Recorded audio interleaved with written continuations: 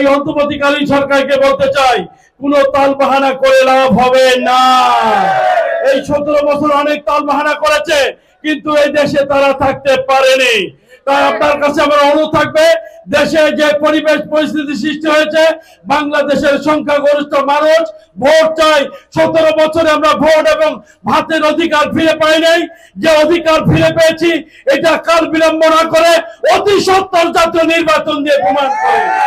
প্রিয় বন্ধুরা, এই কাহালুর মাটি পবিত্র মাটি, কাহালুর মাটি এবং মানুষ যেভাবে করে আমরা ধানের শীষের 2018 সালের 30শে ডিসেম্বর শত প্রতিকূলতার মধ্য দিয়েও বাংলাদেশের 6টি আসনের 1টি আসন নির্বাচিত করেছেন। ইনশাআল্লাহ আগামী নির্বাচনে বাধা দেওয়ার কেউ থাকবে না।